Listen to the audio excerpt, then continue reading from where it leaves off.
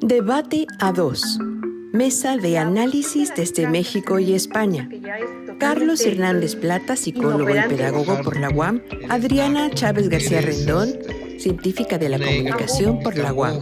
Decolonización del pensamiento, racismo, identidad y sociedad, género, educación, historia, comunicación y sociedad, psicología, pedagogía y otros temas. Buenas noches, otra vez estamos en Debate a dos, esta vez con el tema de los medios de comunicación y la construcción de la autoestima. Aparte de nosotros, los titulares, digamos, del debate, que somos Carlos Hernández Plata y yo, Adriana Chávez y García Rendón, tenemos como invitado a el maestro Genaro González Romo, a quien me permito de una manera muy breve presentar. Es psicólogo por la UAM Xochimilco, es maestro en psicología y psicoterapia familiar por la Universidad de las Américas, candidato a doctorado en tecnología educativa y gestión del conocimiento en el proyecto de 3 universidades españolas, Murcia, Sevilla, Islas Baleares y Tarragona, fundador del Movimiento de Hombres por Relaciones Equitativas y Sin Violencia en la Ciudad de México, asesor para el sector productivo e institucional de la División de Extensión Universitaria de la Facultad de Estudios Superiores de la UNAM y es además consultor autónomo en psicoterapia, salud, desempeño y calidad. Buenas noches, Genaro. Buenas noches. Vamos a comenzar entonces con nuestra escaletita. Hoy tenemos un debate muy especial, puesto que ayer ha fallecido un personaje tremendamente mediático, que es Diego Armando Maradona, el futbolista argentino. Nadie creo que dude o nadie creo que ignore de quién se trata.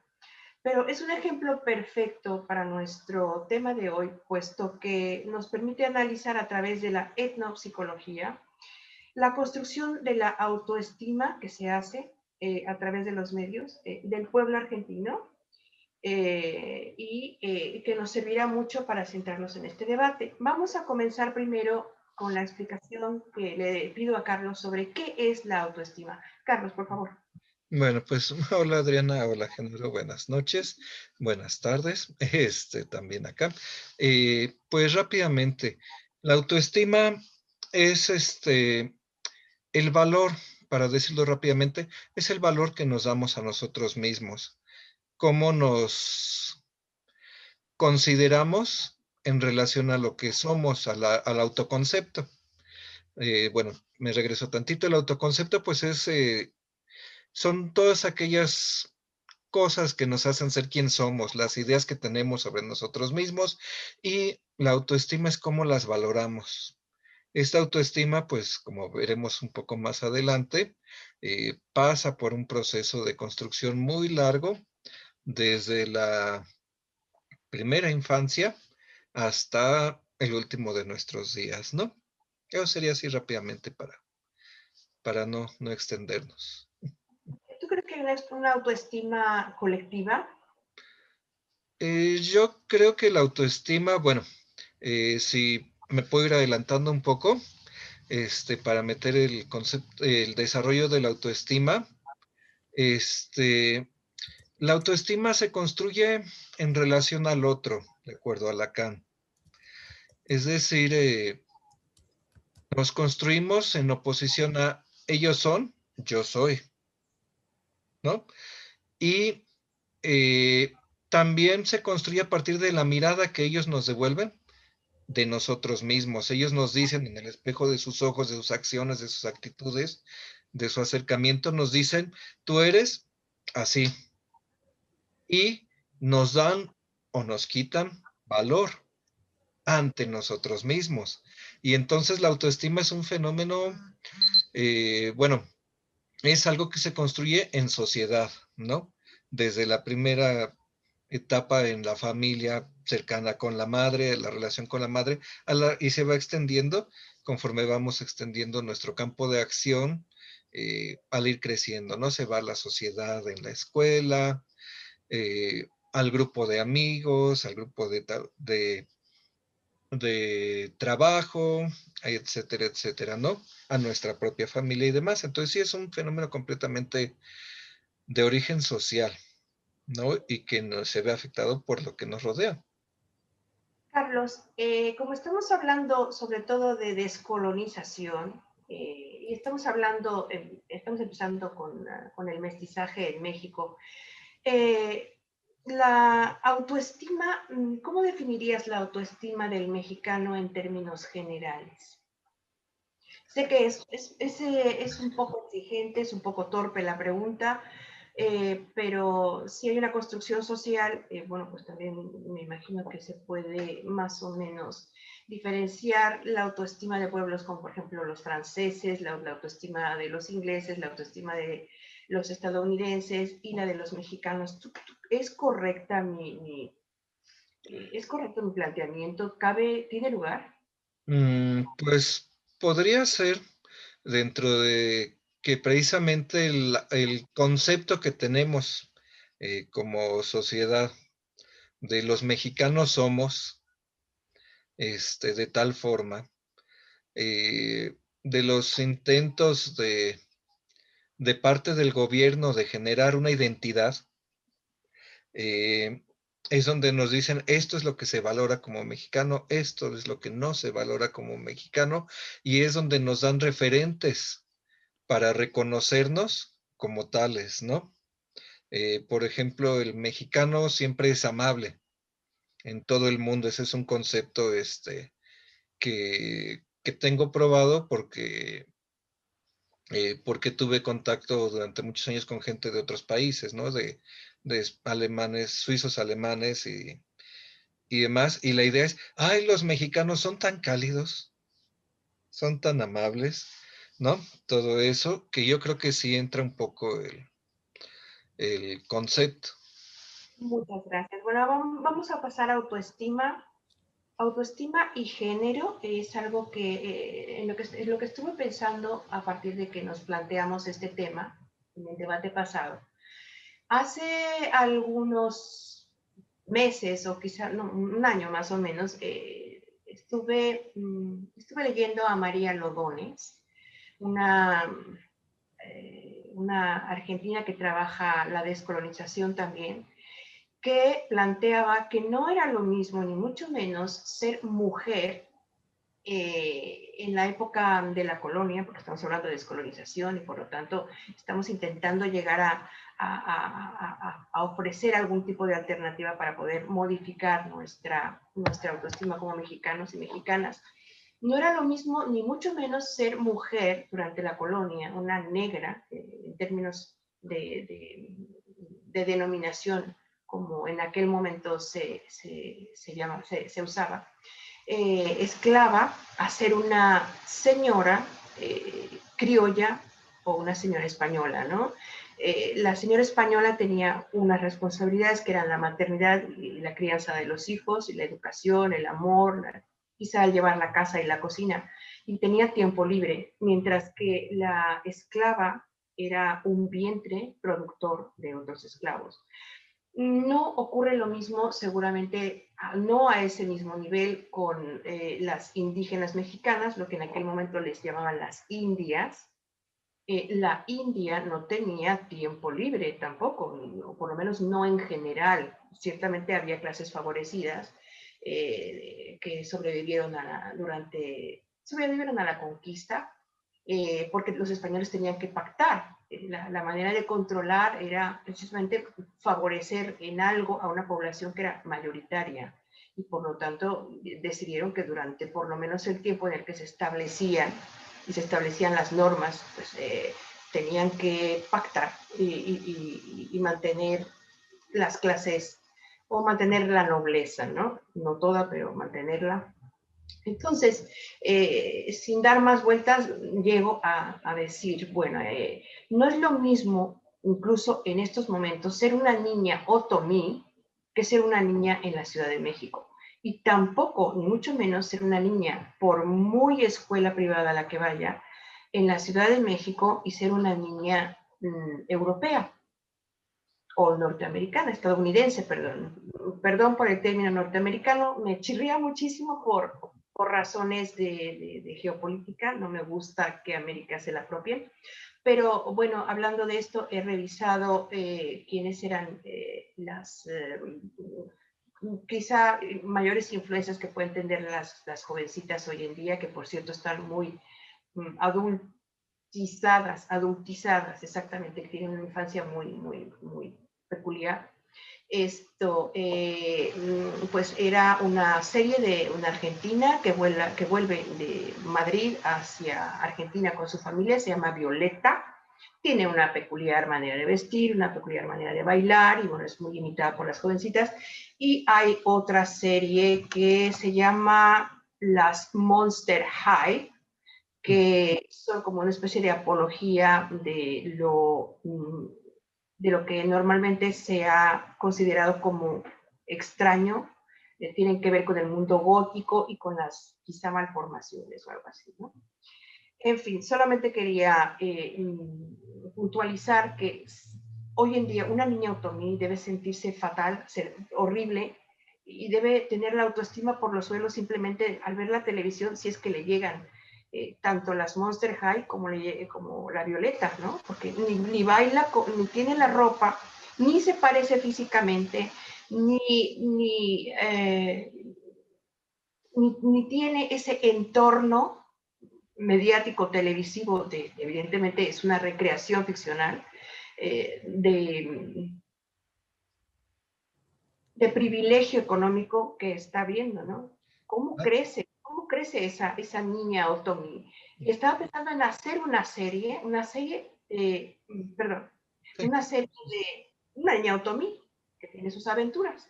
Bueno, ahora vamos a dar paso, porque me estoy pasando un poquito, al tema 4 directamente, la construcción de la autoestima. Genaro, por favor. Gracias, Adriana, Carlos. La autoestima tiene mucho de cultural. Voy a poner un ejemplo para una idea de esto. Hace muchos años, mi primer trabajo como profesionista fue en una escuela para parvulitos, en un centro de desarrollo infantil que tenía la SEP, que se estaba ubicado en Tepito. Tepito es un barrio en la Ciudad de México, para los que no lo sepan, que tiene milenios ahí y tiene una serie de características de lucha y de resistencia y de irregularidades, porque generalmente trabajan fuera de la ley casi todo lo que se hace en ese barrio. Es un barrio duro, ¿sí? Y yo recuerdo que cuando iba a cobrar mi cheque al banco que estaba al lado de la escuela, pues hacíamos cola. Y había una mamá con un par de niños ahí pequeñitos.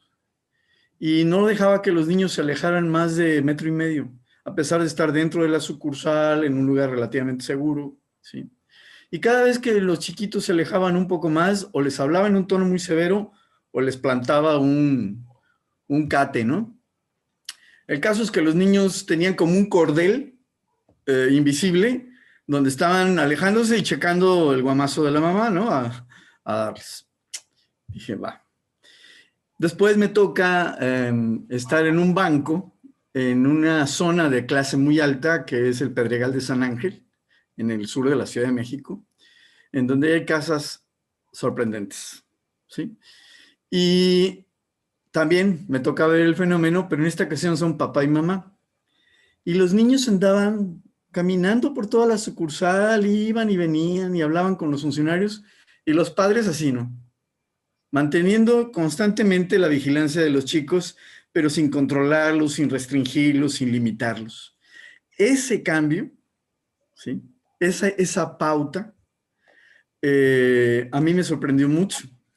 Y dije, bueno, supongo que hay condiciones diferentes en la crianza de estos niños que con respecto a aquellos niños de aquel barrio bajo y peligroso, como Tepito, en donde ahí supongo que hay que estar en un estado de alerta mayor y por lo tanto también se construye temor, ¿sí? En este caso, el temor al manazo de la mamá, aunque tenga un valor funcional como proteger al chico de que se aleje más y se pierda o se lo lleven, que son cosas comunes, por cierto, ¿sí? Entonces, la autoestima se va construyendo de las interacciones y, como bien decía Carlos, mucho de lo que los demás opinan de nosotros se vuelve parte de nosotros. Especialmente estos opinadores son los que nos crían, ¿sí? Y esa crianza, esa percepción, esas pautas conductuales de parte de los criadores, sean los abuelos, los padres, van construyendo quién eres. Eventualmente tu construcción es retada cuando llegas alrededor de los 2 años, entre los 2 y 3 años. Los bebés, yo a eso le llamo la primera adolescencia. Están en la edad del no. Nene, ¿cómo te llamas? No. ¿Quieres jugar? No. Ponte esto, no. Cómete esto, no. Y es no. Lo retan todo. Y es porque logran la movilidad para esa edad y además empiezan a incorporar cierta capacidad de lenguaje que les acorta la comunicación y se vuelven mucho más autónomos. Sin embargo, es un periodo donde los padres toman cierta dureza para con ellos. Eso depende del estilo de crianza. E inhiben todos los nos a favor de los deber ser, ¿sí? Finalmente, así va armándose hasta que llegas más o menos a la adolescencia y en donde ya la opinión de tus padres no importan. Bueno, sí importan, pero no importan lo que importa la opinión de tus iguales, ¿no? Y entonces es porque se ha cortado ahora ya la adolescencia. Hay niños de 9 años que su bien más preciado es su desodorante. Imagínate un niño de 9 años usando desodorante cuando probablemente no ha cambiado sus hormonas. Hay estudios en México en donde efectivamente se nota que la infancia se ha cortado, ¿sí? Y yo me he preguntado, ¿eso es bueno o es malo? ¿Eso cómo afecta al individuo? Y me pongo a pensar cómo vivían nuestros ancestros paleolíticos o cómo vivía la gente en las zonas rurales, ¿sí? Pues en esos lugares, en el paleolítico, a los 15 años ya eras adulto, porque ibas a vivir hasta los 18, ¿sí? Entonces,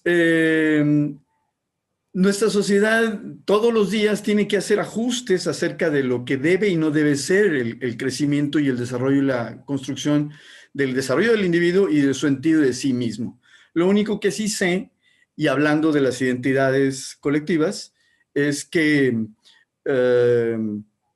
las culturas la programan, porque le dicen a los padres cómo debe ser la crianza y a partir de ahí se crean las identidades. Digamos que resumidamente el paso por cómo se construyen va pareado a la cultura y a los estilos de crianza, ¿no? Dentro del México mismo, fíjate tú cómo tienes 2 ejemplos, ¿no? de construcción de autoestima. El de la madre en Tepito, que desde luego educa a los hijos para no molestar a los demás, y el de la madre que posiblemente tiene orígenes europeos y que es jauja, ¿no? Vete y molesta a quien tú quieras, como sucede aquí. Los niños van corriendo por los restaurantes armando escándalo y no hay quien los pare, ¿no? Tampoco es un extremo quizá del estilo de educación europeo que se da mucho en los últimos años, ¿no? Después del 68, fuera la represión absoluta para los niños, no hay que pegarles, etcétera, ¿no? Yo no estoy ni a favor ni en contra ni que se les pegue ni que se les deje de pegar, cada quien que actúe como piense que tiene que hacerlo y según su propia capacidad, pero sí que hablando de México en estas circunstancias, sí que noto yo que la autoestima del mexicano en ese sentido, porque fui criada de esa misma manera, era muy baja. La mía, como mexicana, era bajísima. No molestes, cállate, no hables con los adultos, etc. Paso la palabra, ahora vamos al siguiente tema. El caso de la relación, ahora sí, el caso de esta relación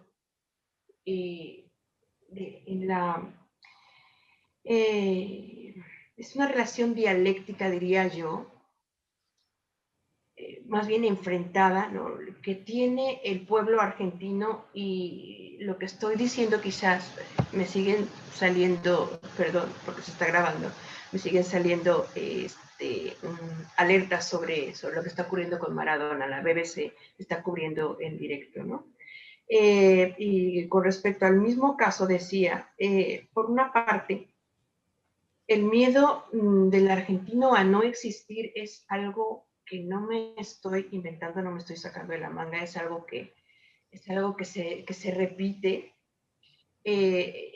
porque provienen de Europa, provienen de muchos movimientos europeos migratorios, se sienten muy identificados con Europa, pero al mismo tiempo saben que no son europeos y que son argentinos, pero no quieren vivir en Argentina. Y se nos ha muerto, lo digo porque es un mestizo, se nos ha muerto un mestizo europeizado, ¿no? Colonizado en ese sentido, pero por otra parte parece ser que bastante auténtico, ¿no? Un verdadero fenómeno de masas que cabría preguntarnos a qué intereses ha servido, ¿no? Esa construcción de esa identidad, ¿no? No estoy diciendo que no haya existido, ni que no haya sido un excelente futbolista, que bueno, yo estoy, por lo que he estado mirando durante estas horas previas, me he dado cuenta de que sí, que manejaba el balón como yo puedo manejar el fular, ¿no? O sea, de una manera excelente. Entonces, me pregunto, en términos de comunicación, toda esta parafernalia, el hecho de que tantos medios, empezando por la BBC o la BBC, hasta Televisa, porque estamos en México, pasando por El País, porque estoy en España y también está cubriendo el caso, ¿cómo retratan la autoestima del pueblo argentino? ¿No? Es un pueblo que está destrozado, como cuando murió Diana en el año 97, la princesa Diana, y que se fue corriendo, ¿no? Fueron a dejar un tributo pequeñito, una flor, un osito de peluche, lo mismo que está sucediendo con Maradona, ¿no? Y me pregunto, y aquí cedo la palabra a quien quiera responder, en esa dualidad del argentino que no existe o cuyo mayor terror es no existir, porque está muy abajo en el mundo, porque solo se ha hablado de él o en los últimos años se hablaba de ellos cuando cuando iban por el mundo y decían, alguien les preguntaba, ¿y usted de dónde? Pues soy argentino. Ah, Maradona. Entonces ellos decían, existimos a través de Maradona y hoy han vuelto a existir, hoy vuelven a existir, ¿no? Entonces, la pregunta es para ambos.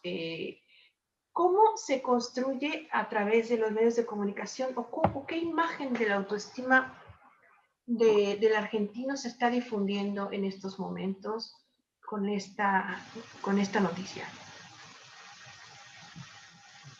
Sí, bueno, yo aquí lo metería un poco más que psicológico, me iría un poco a lo histórico también del personaje.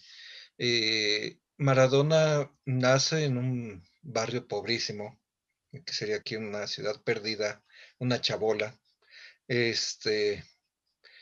y, y de ahí, por su habilidad, logra destacar. Pero no es solo de dónde viene, sino cuándo viene. Viene de en la Argentina de la dictadura, donde acababan de pasar cosas terribles, las escuelas de mecánica, montones de muertos, desaparecidos, cosas terribles, y el Estado mismo, la dictadura misma también lo infla, le da algo que ver a su gente.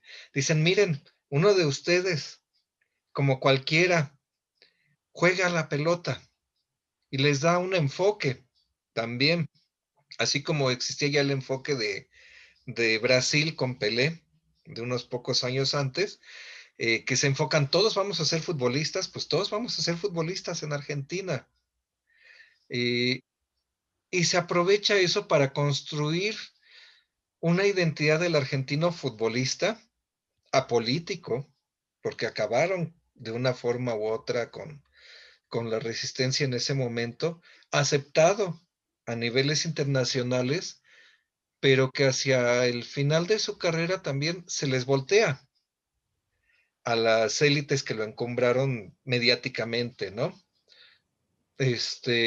Porque él presume su amistad con Fidel Castro, se desintoxica un tiempo en Cuba, pasa uno o dos tratamientos de desintoxicación, ya no sé cuántos, para su problema que tenía, y y continuó esa amistad con Castro hasta que Castro ya no pudo escribir, o sea, ya no era necesario verse, pero al menos lo que he leído es que tenían un contacto. Igual con Chávez, ¿no? Con Hugo Chávez. ¿Por qué? ¿Por qué teniendo todo regresa a regímenes socialistas, etiquetados como socialistas, se acerca a ellos? Porque reconoce de dónde viene también. Y es donde, a pesar de que hay una iglesia de Diego Armando Maradona en Argentina, todo eso se logró. También le dice, con ese acercamiento a la gente, le dice, hay otra forma de ser, hay otro gobierno, hay otra economía, hay otra posibilidad para nosotros los argentinos. Y es cuando se da un poco la cerrazón mediática y se magnifican todos sus problemas, ¿no? De adicciones, de relaciones, de todo, y para quitarlo del candelero del imaginario público, de de alguien a quien aspirar a ser, de alguien también que les da sentido. Lo desmarcaron. Ahora sí que, hablando de fútbol, le dieron marcaje personal y lo dejaron atrás, lo hicieron a un lado, cuando también, a pesar de todo, podía haber dado algo, y lo hizo, ¿no? Dio varias entrevistas donde menciona la situación económica argentina y por qué la amistad con Castro y Chávez, ¿no? Cosa curiosa que no se acercó jamás a Maduro, ¿no? Antes de que pase a Genaro, estaba pensando, en Argentina también hay un gran clasismo entre los descendientes de europeos y los mestizos, como era él, ¿no? Y Quizás los nazis que llegaron en los 40 a Argentina y Chile y Brasil. una sociedad muy clasista. Le doy la palabra pues a Genaro. Yo creo que me hace mucho sentido y además admiro mucho cada vez que lo escucho a Carlos, porque contextualizan la historia las cosas. Por eso pienso que enseñar historia es crítico, tan crítico como enseñar filosofía o lógica, porque si no, no entiendes qué está pasando y tampoco entiendes cuál va a ser el devenir. Me hace mucho sentido lo que dice Carlos. Sin embargo, efectivamente eso nos pasa en todos los países en desarrollo que no llevamos ninguna vanguardia. Tal vez en algunos aspectos de las artes sí tengamos vanguardia, ¿no? No sé, no me imagino, pero no somos como países subdesarrollados vanguardistas propiamente. Y por lo tanto no se nos conoce por nuestros logros, se nos conoce por nuestras famas, ¿sí? Y yo no dudo que los argentinos se sientan con una gran pérdida sobre Maradona, pero también un gran orgullo. Pero Maradona no llega a ser famoso solo por ser un gran jugador. Ya Argentina era un equipo importante en el mundo y sigue siendo y seguirá siendo en fútbol, y pensar que Argentina juega o no juega un mundial puede ser festejo o tragedia, ¿no? ¿Sí? Es decir, hay más elementos que podría dignificar, digamos, la percepción de los argentinos, pero efectivamente los medios modelan en esta industria de las estrellas quién será la estrella y quién dejará de ser, ¿sí? No sé, Pelé es un gran ejemplo también. Pensando en Brasil, ¿quién hablaba de Brasil después de Pelé? Pues antes de Pelé pues no se hablaba demasiado más que el Gran Amazonas y el inmenso país, sí, las magarotas y las caipiriñas, las playas, es decir, lo que es para los europeos, ¿sí? El turismo, lo que hay que ver, ¿sí? Después se vuelve Maradona un tipo muy importante Y él mantuvo una imagen positiva hasta el final de sus días, salvo por los hijos ahí que se les balagaban y demás, que ponía en duda la virtuosidad misma del mismo Pelé. En fin, yo creo que estos personajes sí construyen identidades nacionales o suelen parte de identidades nacionales mientras sirvan a la política dominante para sostener sus fines, ¿no? Y en ese sentido no tengo una gran diferencia con Carlos, ¿no? Al contrario, creo que es importante. Yo creo que también hay algo que hay que considerar en el caso del pueblo argentino. Por ejemplo, en México sí lo conocemos porque en México hay toda una generación que se llama Gemex, ¿no? Es decir, gente que llegó muy joven o nació aquí de familiares argentinos y que esa migración de argentinos, paraguayos, uruguayos, chilenos, que sobre todo llegaron a México en esta tradición que tiene México de apertura y de cuidado de aquellos que son expulsados, también trajeron una gran contribución. Yo ahí me di cuenta, por ejemplo, que los argentinos tenían un nivel educativo muy alto. En general, mis colegas argentinos y compañeros que estudiaron conmigo en la UAM, yo decía, esta gente trae mucha lectura, es una gente muy informada. Yo me imagino que su sistema educativo debe ser muy bueno. Y efectivamente, no sé ahora cómo será, pero en aquel entonces me parecía que ellos tenían una buena tradición educativa. Bueno, solamente una cosita que cuando has dicho que no somos vanguardia, yo estoy en España y tampoco somos vanguardia aquí. Me considero mexicana y me considero española, pero como mexicana puedo decir que no somos vanguardia porque precisamente estamos todavía colonizados, es decir, estamos pensando en la vanguardia europea. Estamos pensando en la producción de arte que se puede dar en Europa o en la producción industrial que se puede dar aquí.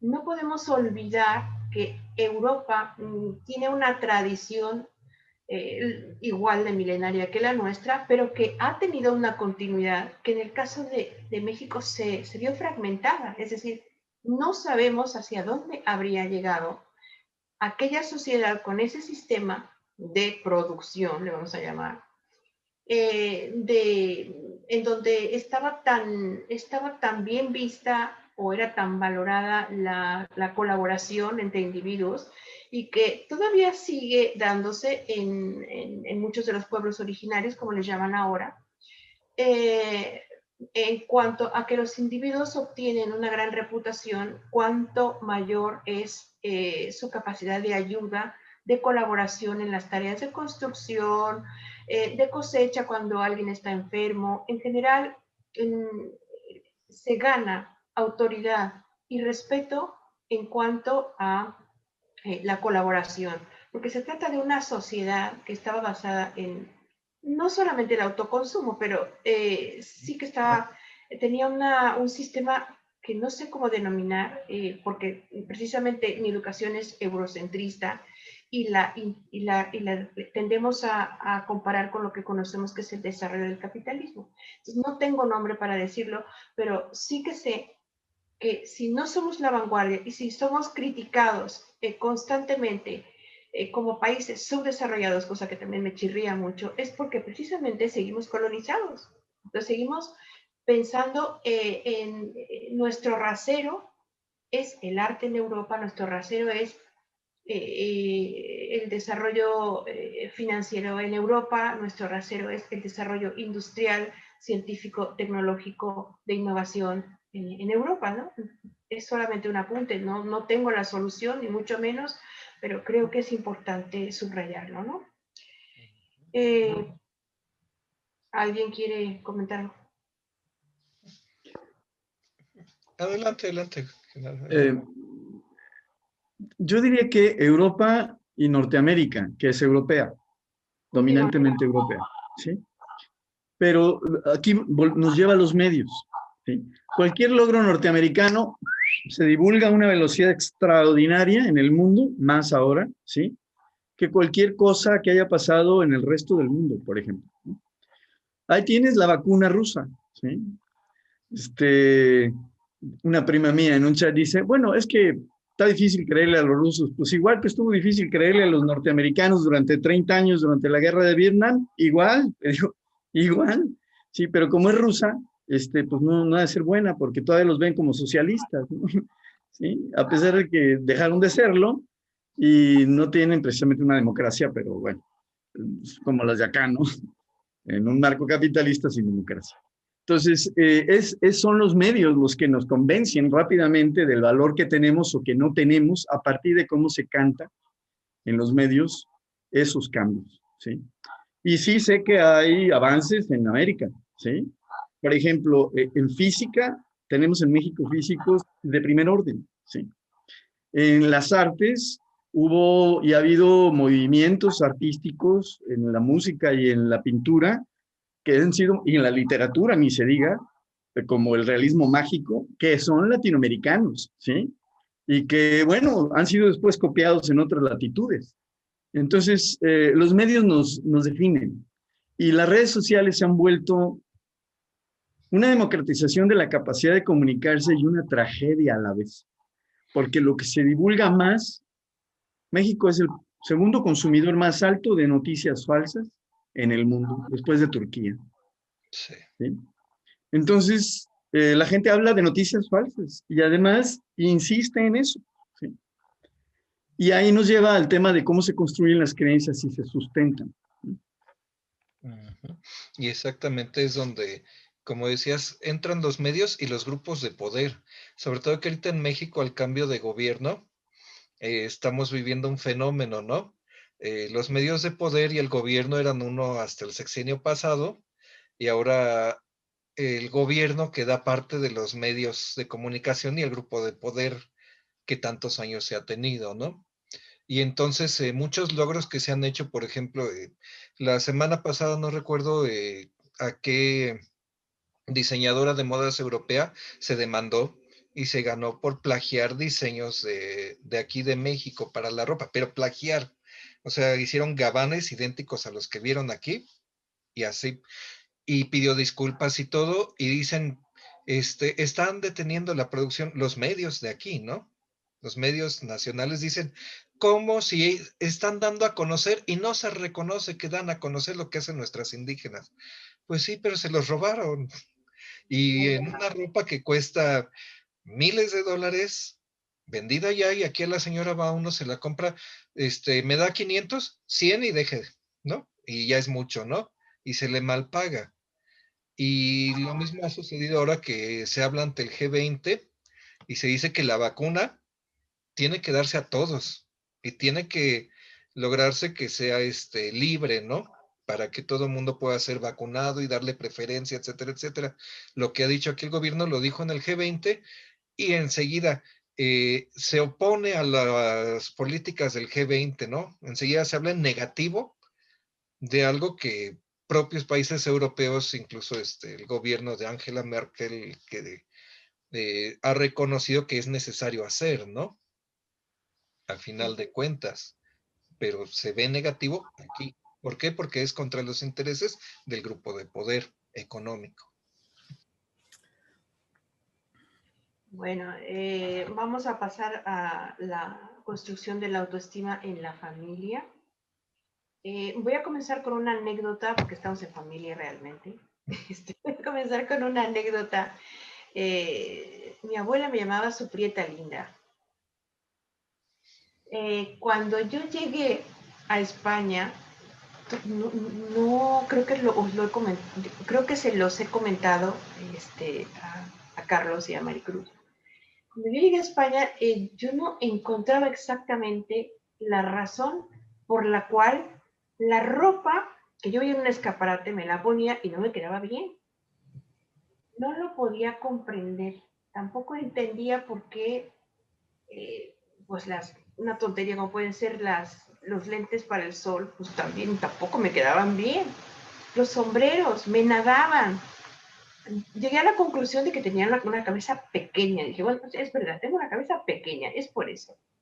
Pero tenía ya 26 años, fue mi cumpleaños número 26, que me tomé una fotografía con el modelito que me había comprado, ¿no?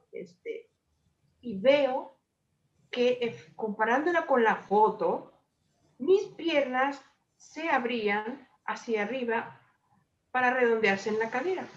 Y era por esta razón que esas faldas tan ajustadas a mí no se me veían igual que a la modelo que tenía unas piernas larguísimas y una cadera, si bien redondeada, estrecha. A partir de ese momento empecé a darme cuenta de que todo el resto de mi ser, era de la prieta linda. Es decir, yo tenía unos pómulos, tenía este perfil que es tan característico mexicano, en donde sobresale, de la nariz sobresale el El pelo labio dibujado. superior.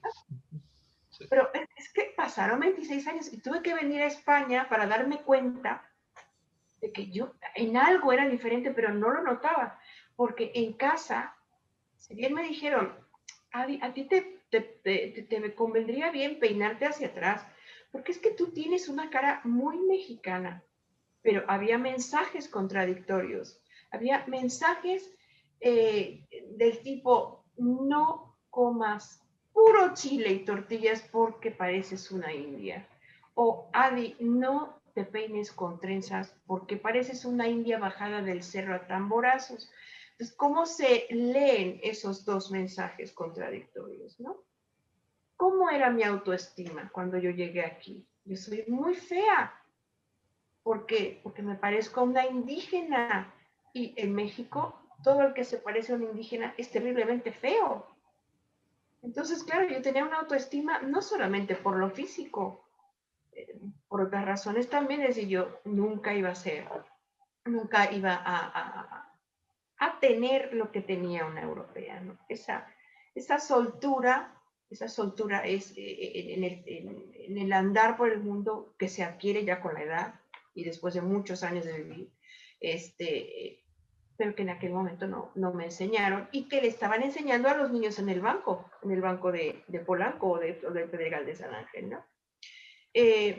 Paso la palabra a cualquiera de los dos que quiera opinar. Pues exactamente aquí la familia, precisamente como ha introyectado los valores sociales, trata de pasarlos a nosotros, ¿no? A los hijos. Nos dice, y yo me acuerdo de una, no comas tanto frijol porque se te va a olvidar el inglés, ahorita que mencionabas, ¿no? Esa es clásica. Este, y cosas así. Eh, y desgraciadamente nos forman, desde ahí nuestra autoestima queda lastimadita, ¿no? Porque como dices, nos vemos y pues no nos reconocemos, ¿no?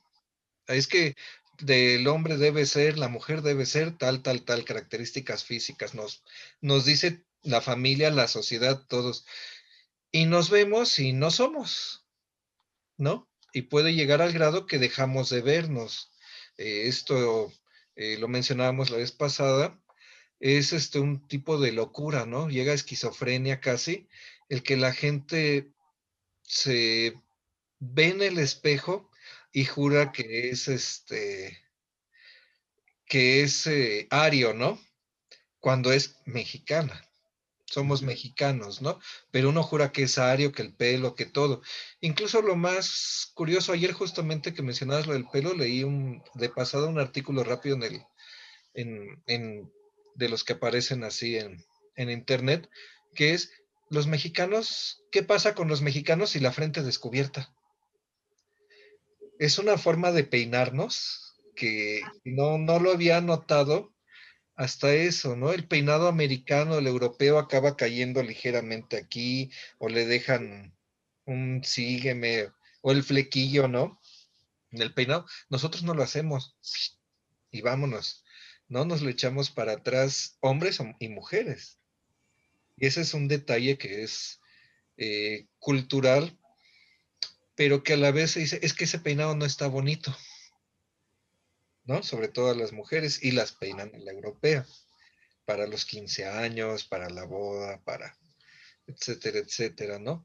Y nos quedamos atrapados en una autoestima, pues, lastimada o imaginada, porque no nos vemos. y cuando nos pega la realidad, hasta abajo. No me acuerdo si la vez pasada comentamos el caso de aquellos colombianos que apoyaban a Hitler y se fueron al cumpleaños de Hitler, me parece, ¿no? Y fueron apoyados por los mismos seguidores de Hitler, porque pensaron, estos son unos inmigrantes, vamos a pegarles, ¿no? Yo no sé si en ese momento se habrán dado cuenta de que efectivamente no se parecían en nada a los alemanes y se parecían más bien a los árabes o más bien a los africanos o a los que fueran, ¿no? Pero no sé si habrán caído en consideración. Genaro, ¿tienes algo que apuntar? Sí,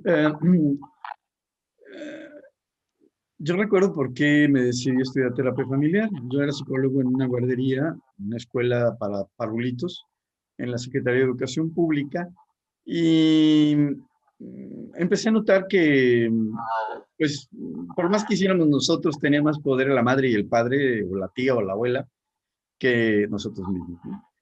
Y eventualmente tuve un profesor que me enseñó la teoría sistémica que me quitó de encima un peso enorme, porque yo pasé toda la carrera lleno de dudas y confusión, porque hay tantas teorías como sujetos lo penden. Y el eclecticismo es una cosa un poco extraña en el área de las ciencias sociales, en especial en psicología. Entonces me metí a estudiar terapia familiar, hice una maestría en eso y me fue muy útil en mi trabajo. Pero algo que sí fui descubriendo en el camino es que la familia tiene el poder de torcerte o de levantarte, ¿sí? Y lo hace mucho más rápido que lo haría un terapeuta, a veces, en forma individual. Fue entonces que decidí, a través de la teoría general de los sistemas y las técnicas de terapia familiar, dedicarme a eso, ¿no? A procurar el bienestar en las familias o en los individuos, independientemente de que se vea o no la familia, como se tiene un enfoque de sistema, da lo mismo si se mueve este, pues se van a mover los demás, ¿no? Como sucede en todos los sistemas, ¿no? Entonces, sí se construye la autoestima desde la familia, pero también se le ponen límites. Y esos límites están dados por lo que acaba de decir Carlos, los deber ser, ¿sí? Y no los cuestionas. Yo fui un sujeto que creció en un ambiente en donde todos somos cuestionadores, vengo de una familia de intelectuales, mi madre es especialmente una mujer brillante, lectora, y la mesa eran mesas de hermosos debates y a veces álgidos debates sobre temas diversos, ¿no? Fui criado así, pero me doy cuenta cuando entré a la UAM que sobre todo los que no veníamos de la Ciudad de México, nos callábamos, ¿sí? Y que los sujetos que estaban en la Ciudad de México, no sé si te pasó a ti, Adriana, que venías de Guerrero, tenían un nivel educativo superior al que yo tenía, por lo menos, ¿no? Y eran buenos en los debates, porque en la UAM ese es el tema, nada de que la clase, no. Ahí hay un debate, te vienes leído, ¿sí? Y aprendes a discutir. Y a debatir, sobre todo, más que a discutir, porque discutir es muy sencillo. Yo pude ser sensible al modelo educativo que tenía la UAM, que era un modelo sin materias, sin clases, sin profesores, porque de alguna manera venía influido por un ambiente familiar, porque si no me hubiera espantado, ¿no? Y dices, no, aquí voy a perder mi tiempo, ¿sí? Bueno, la familia te define. Pero eventualmente en una etapa de tu desarrollo, que generalmente yo lo he notado alrededor de los 40 años, donde está la famosa crisis de los 40, que yo le llamo la tercera adolescencia, ahí es cuando empieza, mi ex suegra decía, yo ya llegué a la edad de oro. ¿Por qué? Porque en esta edad me vale madre todo, solo decido yo. ¿Sí? Y yo creo que es ahí cuando realmente se consolida. No sé si esto es un fenómeno, sería interesante averiguarlo, generalizado. Pero yo tengo, por ejemplo, un curso, no es mío directamente, no soy yo el creador original, que fue desarrollado en los Estados Unidos, que permite construir la autoestima desde muy temprana edad y puedes encontrar un niño de 2 años o de 3 años o de 4 años tomando decisiones y fundadas, ¿sí? Porque aprende a asumir las consecuencias de sus decisiones. Pero para eso el papá y la mamá tienen que aguantar vara y dejar que el niño la riegue. Que el niño se quiere poner ropa que no le combina con lo que sea a la fiesta y llega a la fiesta y todo el mundo le empieza a hacer mofa sobre lo que viene, como viene vestido, pues ya aprendió de esa experiencia. Y eso, dices tú, ¿lo va a traumar? No, por el contrario, el niño aprende a decidir él y no a que le impongan las decisiones. Entonces sí se puede llegar a construir una autoestima, la autorregulación, la capacidad de decisión desde muy temprana edad, si los padres están dotados de esos métodos. Generalmente el castigo no contribuye a eso. El castigo lo que hace es poner un franco límite que no quieres pasar, porque la mejor forma de controlar a un pueblo, ¿sí?, y a una persona es a través del miedo. Por aquí me había encontrado una frase de Frank Sinatra, a ver si la logro encontrar, pero dice que el miedo es la forma esencial del control, ¿sí?, de los seres humanos como individuos o como pueblos, ¿no? Y sí, la familia hace eso, pero la naturaleza humana de nuestra especie que nos permite ir cambiando, y este fenómeno es consistente en todas las culturas, cuando llegas a la adolescencia, retas el status quo, el modelo que tus padres te han dado, y hay una meiosis, ¿no? Gregory Bateson planteaba que el fenómeno de la meiosis en las células también se daba en las culturas, porque él había sido esposo de Margaret Mead y observó mucho el trabajo de Margaret Mead, y los jóvenes retan a los adultos. Claro, hay rituales para entrar a la adultez, pero también hay rituales, y esos los conservan mucho las tribus, vamos a decirlo así, para diferenciarse. En Occidente eso está muy desdibujado. Tenemos algunos protorrituales, por ejemplo, la quinceañera, estos 15 años que no se usan, no sé si en otra parte de América Latina, pero en México son comunes, es casi como, vean, está en edad fértil, es hermosa, ya puede procrear, ¿sí? Y la familia agarra y se bota todos sus ahorros en eso. Posiblemente en el pasado de ahí salía el matrimonio, ¿no? Finalmente. Entonces, esa clase de pautas nos las ofrece la cultura, 1. 2, las asimilamos. 3, las podemos retar en la adolescencia y en otros momentos de nuestro ciclo de vida. No es raro que nosotros estemos hablando de la descolonización después de algunos años de vivir, ¿sí? Yo, por ejemplo, he encontrado que gente joven metida en perspectiva de género había poca hace 10 años. Ahora es parte de la currícula en las universidades, por lo menos públicas. La UNAM, la UAM, se habla del tema. En las privadas, no sé. Supongo que se ha de empezar de hablar. Y entonces, ¿cómo eso nos va construyendo? Yo creo que la familia tiene el poder de torcerte y de enderezarte.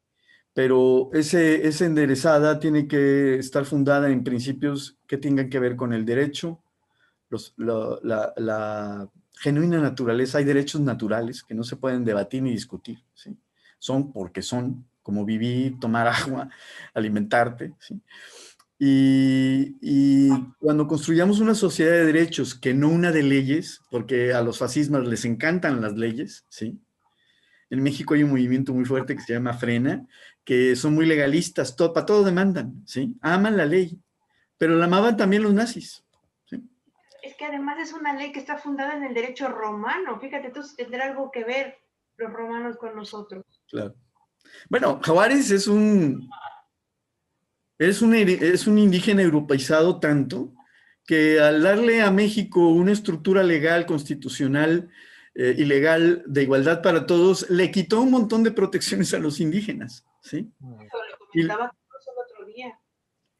Sí. Y bueno, pues sí, muy indígena, pero terminó con un costo para los indígenas también. Sí, eso comentábamos, que lo que él creía era que para que avanzaran tenían que dejar de ser indígenas, ¿no? Lo mismo se celebra ahora aquí en México el lugar del lugar donde nació Juárez, pero él dijo, me voy, y jamás volvió. ¿Por qué? Porque rompió con sus raíces, rompió con todo, y cortó y se volvió europeo, ¿no? Como decían, bueno, he oído el comentario desde el gobierno de Obama en Estados Unidos, dicen que son Oreos. Oreos. Que eran Oreos. Por el color por fuera y blancos por dentro. Y exactamente Juárez se va un poco ahí, ¿no? Indígena por fuera, blanco francés, afrancesado por dentro. Y pues con esa Y Díaz Igual. Igual. Y hasta lo blanquearon por fuera. Estaba viendo las fotografías de cuando era jovencito, que es bastante mexicano como yo, pero en versión masculina. Y después las de los últimos años, cuando ya tiene el cabello cano, bueno, las fotos del exilio, con sus polvitos blancos, porque tú me lo contaste, pero no lo sabía, no sabía que le ponían polvos para blanquearlo, ¿no? Bueno, vamos a volver a la decolonización, en este caso con los medios de comunicación como aliados para crear modelos de felicidad que todavía siguen siendo muy europeos. Y vuelvo al ejemplo, ya no de la niña Otomí, pero sí de una familia con la que tuve una convivencia muy breve, pero muy bonita, en San Juan Chamula. Bueno, no exactamente en San Juan Chamula, es un poblado que está a unos 15 minutos en aquella época por un camino de terracería. Y que vivían todavía en un sistema regido por un comité de sabios con su bastón. Los hombres del bastón, los que tenían el bastón de mando, eran, no sé si eran 7 u 8, a los que yo les tuve que pedir permiso para hacer ciertas cosas. En ese caso, estoy segura de que hoy en día tienen un televisor, porque ya entonces estaban intentando traer la electricidad para poder ver las novelas. Era una estupidez supina, o sea, era terrible el caso, ¿no? Querían la televisión para poder ver las novelas, porque, pues, no sé cómo, no recuerdo cómo se habían enterado de, no sé qué novela había en aquel momento que toda la gente veía y tenían que ir a San Cristóbal de las Casas para ver las telenovelas en esas tiendas de televisores que tenían la vitrina llena de pantallas de todos tamaños, ¿no? y colores. ¿Cómo le puede sentar a esa familia? ¿Cómo se mira a sí misma antes y después de la televisión? En este caso, de la televisión. Concretamente con un anuncio que puede ser tremendamente inocente, como puede ser el de, yo no sé si sigue habiendo, el del Talco Menem, que era el Talco Menem no, el del Gerber, ¿no? Que no continúa Gerber. O incluso el anuncio de las tortillas, me da igual, es que cómo comparan o cómo resultan en esa comparación que inevitablemente se hace cuando el discurso visual, lo que están viendo en ese televisor es pues una pared como la que tengo aquí, completamente lucida, ¿no? Como se le llama en España a hacer que la pared sea lisa, blanquita, tengo un cuadro detrás, tengo libros, etcétera, unas connotaciones muy pues eso, europeas, ¿no? ¿Cómo se siente esa familia? Sí, en aquel momento yo creo que no tenían una idea de la pobreza como aquella con la que nosotros llegábamos, no yo, pero quienes me acompañaban llegaban a verla, ¿no? Decían, ay, es que qué mal viven, es que son realmente paupérrimos. Yo decía, paupérrimo, pero por favor piénsalo un momento, o sea, no son esclavos del sistema. Ellos comen y comen poco por en fin, las cosechas a lo mejor son malas, lo que sea, ¿no? Pero son libres del sistema.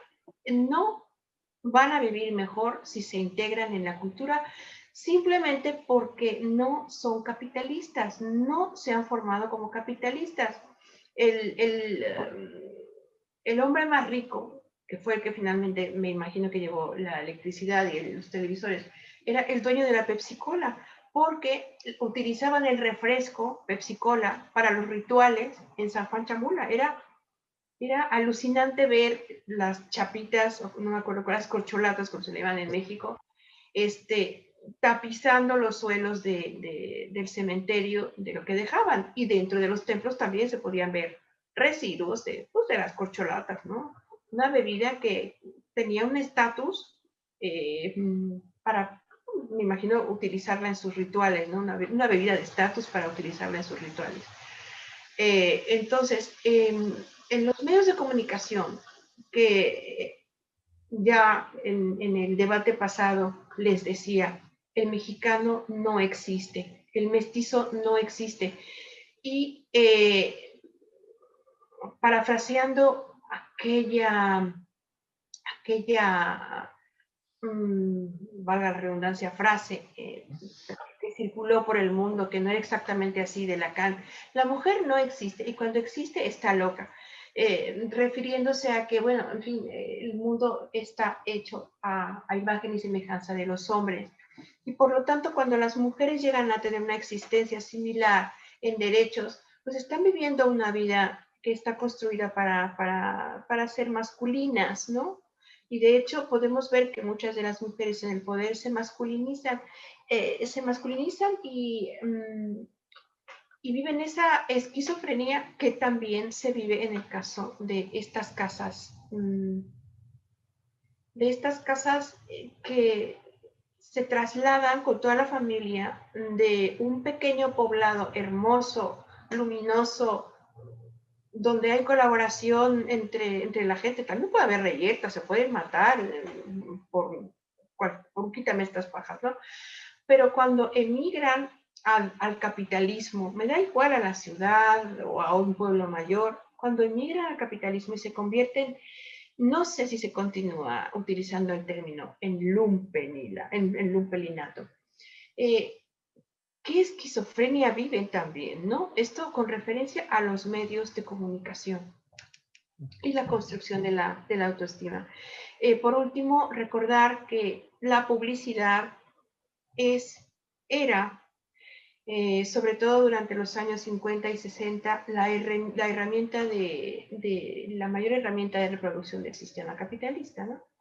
Después, ya con el neoliberalismo, pues ya son las series, ¿no?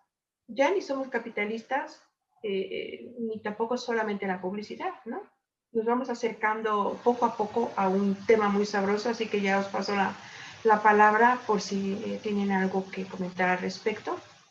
Y si no, pasamos al camino del héroe que nos va a hacer favor, Carlos, de poner sobre el debate.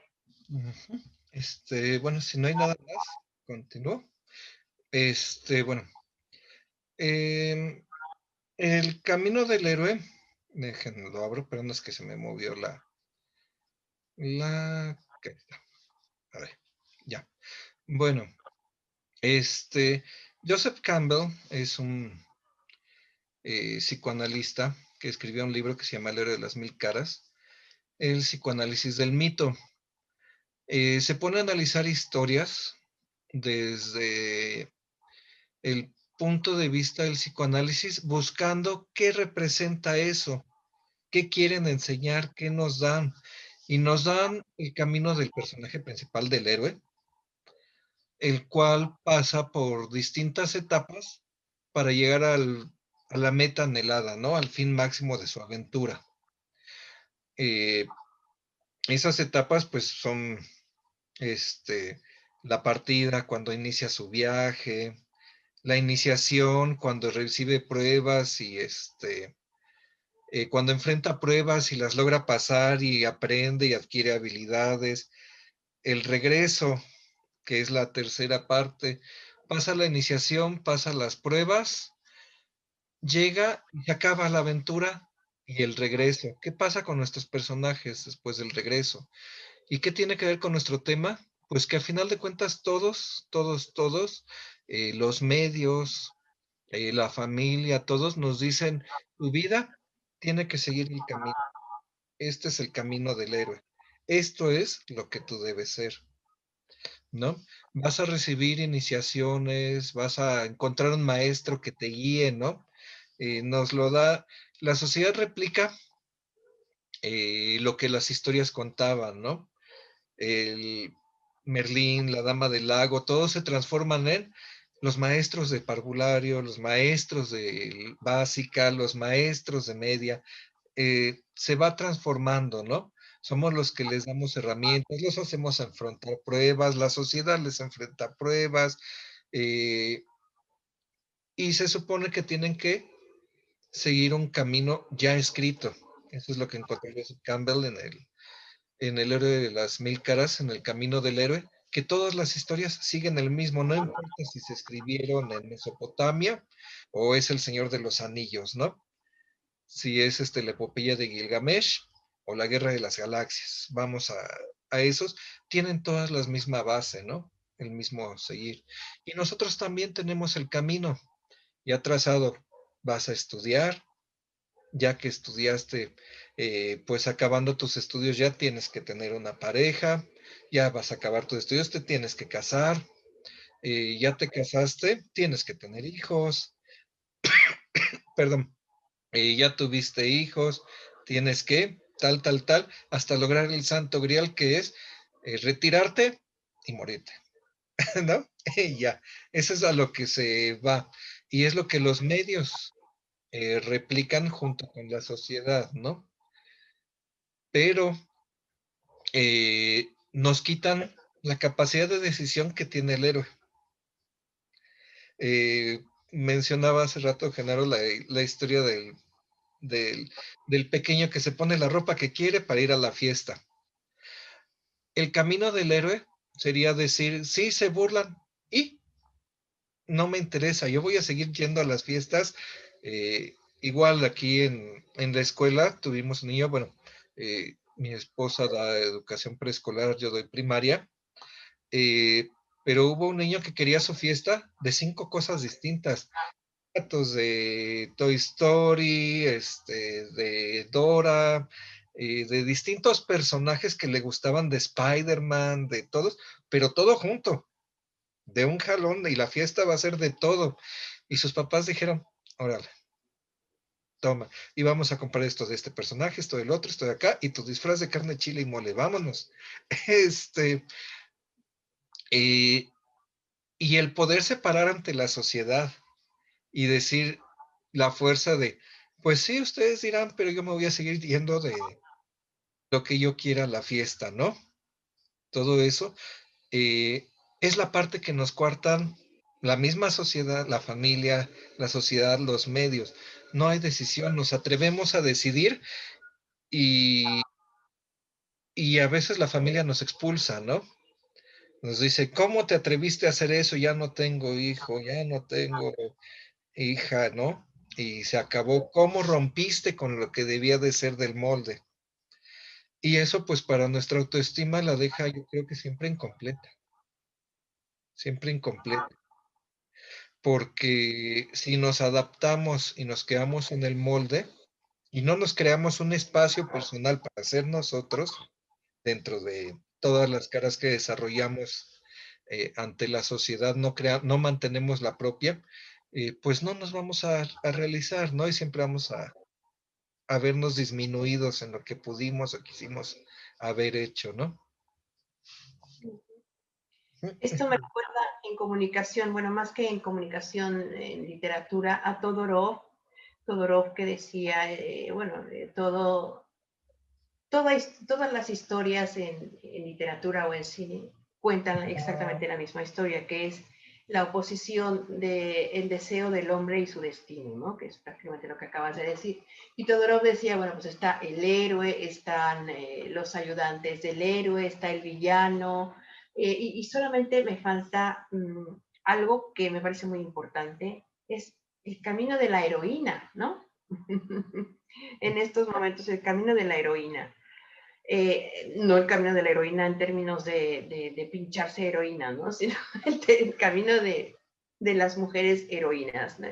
Últimamente me enfrento a varias compañeras que son reales heroínas, verdaderas heroínas. Simplemente porque acabo de leer el decálogo, pertenezco a la organización, perdón, a la Asociación de Mujeres Cineastas de España y me enviaron el decálogo no sexista, ¿no? Y bueno, ponía, entre otras cosas, es cuidar mucho el lenguaje, por favor, cuidar mucho el lenguaje, por favor. En fin, continuamos, muchas gracias, vamos hacia... Genaro quería compartir algo, Genaro. Está cerrado el micrófono, Genaro, perdón. Tiene cerrado el micrófono. Ya. No, no, posiblemente es el tema siguiente. No, no hay problema. Bien. El tema siguiente es muy sabroso porque es contemporáneo. Yo, como siempre, pues intentaré hablar sobre la colonización en él, y es las redes sociales y los avatares. Carlos, cedo la palabra. Después que hable Genaro, ya por último termino yo. Sí, pues las redes sociales nos han dado, yo creo que entre tantas cosas, un espacio para ser lo que no nos atrevemos a hacer en vivo, ¿no? No somos en persona, somos quien sea, de la edad que sea, del género que sea, ante los demás. Y precisamente eso se refleja en el uso de avatares. Se puso hace poco tiempo de moda entre los maestros de México una aplicación que se llama Bitmoji. Te tomas la foto, te hace un dibujito y haces tu presentación, ¿no? Para tu grupo. Y ya. Este, eh, y ese avatar te representa a ti. Eres tú, pero a la vez no eres tú. Y eres el que quisiera ser, eres el ideal, o dejas de ser tú para volverte el avatar. Ahí es donde podemos saltar entre muchas cosas. Te vuelves el personaje o el personaje te representa plenamente o todo eso y se pueden dar ahí se dan ahí muchos choques en el sentido bueno, ¿en qué realidad vivo también? Porque si tomamos en cuenta básicamente el mundo de Internet es el mundo real también. Y sobre todo para las nuevas generaciones es su realidad que siempre ha estado ahí, como para nosotros siempre estuvo la televisión. Y es tan común como el teléfono en casa. Para un niño de 2 años ahorita, el teléfono siempre ha estado ahí, el Internet siempre ha estado ahí. Y esa es su realidad. Soy el que está ahí, soy el que está aquí. Y la autoestima se ve afectada por los límites que las mismas redes, la sociedad que forma las redes, eh, nos dice, tú debes de ser así, ¿no? El ideal de hombre es con tales características, ¿no? Tu avatar tiene que ser de tal, tus gustos tienen que ser tales, ¿no? Y el ideal de mujer es tal, con tales características, tal forma de vestir, tal forma de comportarse. Y eso ya de los avatares, también ya entramos ahora a lo que es el deepfake, que es te cambias el rostro y eres quien quieres. Puedes usar una foto de alguien, pero ya al alcance de cualquiera de nosotros, un tutorial que veamos en línea, unas horas de práctica y podemos hacer un deepfake con el rostro de alguien o conseguir un programa para alterar nuestro rostro a lo ideal que serían nosotros, en el tono de piel, rasgos, edad, todo, pelo y demás, y alterarlo y está al alcance de la mano de la mayoría de una población, ¿no? Y esto es lo que Pero eso no es negarse a sí mismo. es que la pregunta es, ¿cuál es el mundo real? Porque eh, todos tenemos un rostro que damos muchas caras, muchas máscaras que usamos. Ante la familia somos alguien. En la escuela soy el profesor, soy la maestra. En el trabajo soy la directora, soy el terapeuta, somos todo. Pero pero esas caras somos nosotros. Esa es la pregunta. Y entonces la máscara de Internet es otra máscara más. Yo personalmente pienso que ahí es donde quedaría la duda de, bueno, ¿y si el de la Internet soy quien soy en realidad? ¿Es quien soy en realidad? La cara que no le enseño a nadie porque conlleva una carga social, una retroalimentación social que puede ser negativa. Y ese soy yo, y es mi espacio. Entonces, ahí queda mucho para mi gusto como migrante digital, porque no nacimos con las computadoras. A mí me tocó todavía entrando a la UAM usar MS-2 para escribir, ya antes del Windows, todo eso. somos migrantes. Para los que están creciendo y viven ya en ese mundo, los que tienen 20 años a estas alturas, 20 y tantos en Estados Unidos y Europa, ¿cuál es el mundo verdadero donde están? Esa es también una duda que yo plantearía que está en desarrollo, ¿no? Que yo tengo y que siento que está en desarrollo ver hacia dónde vamos.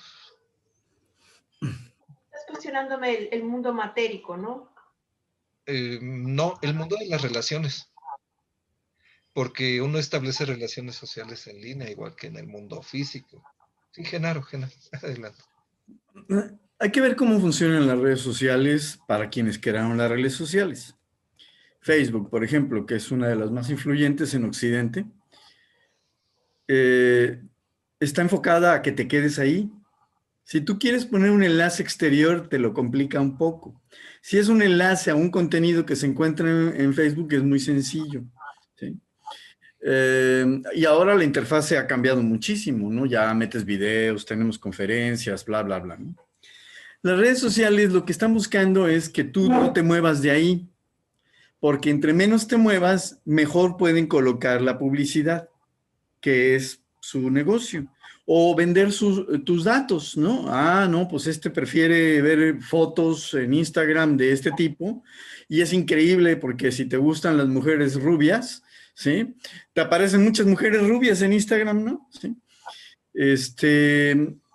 Las redes están hechas para competir con el Internet abierto.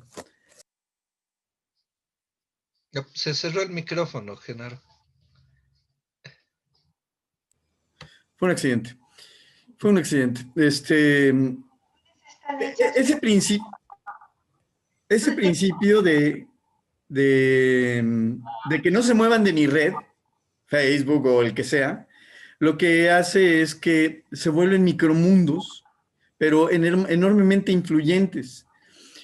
Hace años se decía, yo me acuerdo cuando empecé en Internet a mediados de los 90s. Bueno, no existía el Internet gráfico. Yo entraba por un módem que chillaba, y todo el día estaba chillando, y era una pantalla de monocroma de puros textos. Así empecé. En la UAM programábamos en BASIC, en unas tarjetas, ¿se acuerdan? Que se hacían hoyitos, y pasaban, ¿no? Yo empecé en las computadoras en la prepa.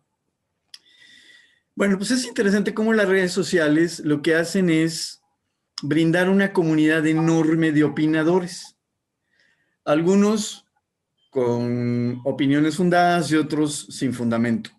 Lo que es interesante es que hay gente elocuente sin fundamento. Es decir, es elocuente en la forma en que construye un discurso, pero los principios, los conceptos, los datos que dice que son, o los conceptos están mal. No sé, ejemplo, vamos en México al comunismo, ¿no? Es como si dijéramos, vamos ahorita hacia el esclavismo o al feudalismo. ¿Quién creería eso? ¿Sí? Cuando el comunismo ha desaparecido en el mundo, ya ni siquiera en Vietnam, ¿no? ¿Sí? O vamos hacia el socialismo, cuando el único país socialista que queda es Cuba, como tal, ¿sí? Entonces, un discurso como ese, sin fundamentos, puede ser sumamente elocuente. Y lo que han hecho las redes es influir poderosamente en las opiniones de las personas y en la construcción de lo que creen. Pero el problema no es lo que creen, el problema es que se identifican con lo que creen. Y una vez que estamos identificados con una creencia, tenemos un grupo enorme de sesgos. No es lo mismo, ahorita hablaremos de los sesgos, pero una vez que yo creo algo, si no lo verifico, solo es una creencia. Si voy, lo verifico, lo confirmo, busco fuentes, lo comparo, veo teorías, veo posiciones opuestas, ¿sí? Entonces empiezo a construir una opinión fundamentada. Y las redes sociales están súper llenas de creencias. Y lo que hay son discusiones, no hay debate. Porque solo se puede debatir con base a lo que se puede fundamentar. Entonces, no sé, vuelvo al movimiento de Frena. En una red social de la familia aparece un post que dice, están reprimiendo al movimiento, dice, divulgar rápido, ¿sí? Y le pregunto a la persona que postea, oye, ¿Y tienes alguna fuente de la cantidad de arrestados y heridos? No me contestó. Le volví a preguntar, ¿debes de tener alguna fuente que verifique esto? No me contestó. Sí. Porque no la tiene. Porque basta con que lo crea, lo asume como cierto. No se toma la molestia, es mucho desgaste ponerse a estudiar, verificar, confirmar. Y mira que hay muchísimos sitios contra la infodemia, ¿no? En donde verifican si tal cosa es o no es, ¿no? Ya ni siquiera tienes que ponerte a buscar, vas a esos sitios, ahí le averiguas y ya te dirán qué o qué no. Pero a la gente no le gusta trabajar, no le gusta esforzarse. Estamos en la era del conocimiento y es cuando más ignorancia ha encontrado gracias precisamente a las redes sociales, ¿sí? Entonces, las redes sociales, como bien decía Matt Lujan, es el medio. Es el medio, es el mensaje.